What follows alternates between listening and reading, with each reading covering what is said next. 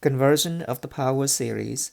If the power series summation a sub n times x to the n at n go from 1 to infinity, which is a sub 0 plus a sub 1x plus a sub 2x squared, if this series converges at x equals non-zero c, then it converges absolutely for all of the x values such that the absolute value of x is less than the absolute value of c.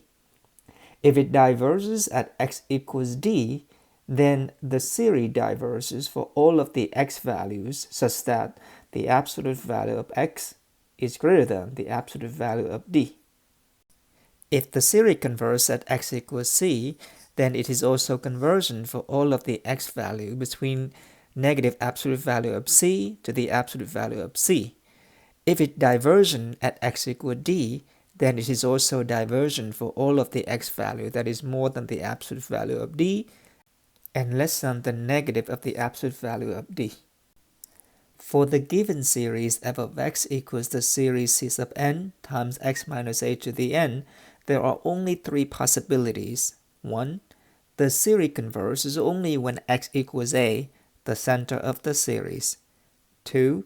The series converges for all of the x, all real numbers. 3. There is a positive number r such that the series converges if the absolute value of x minus a is less than r, and it diverges if x minus a, the absolute value, is greater than r. And so if a is the center of the series and r is called the radius of conversion, then the series converges absolutely for all of the x such that the absolute value of x minus a is less than r. For any x value this is more than a plus r or less than a minus r, the series diverges. We still need to check the endpoints for convergence as well. We will summarize the results as follows. The series converges only at x equals a, then the radius of conversion is defined to be r equals 0. The radius converges for all values of x, then the radius of conversion is defined to be r equals infinity. If there is a positive number r called the radius of convergence such that the series converges for all x minus a less than r, absolute value, and diverges for the absolute value of x minus a greater than r. The interval of convergence is the interval between x minus r and x plus r, where r is the radius of convergence, including any endpoints where the series converges. Always check the endpoints for the convergence. So how do we test a power series for convergence? 1.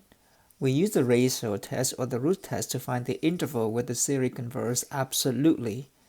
Most likely, this is the absolute value of x minus a less than r. 2.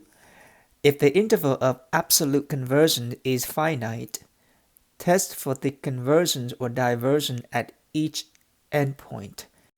Usually, this is done by the comparison test, the integral test, or the alternating series test.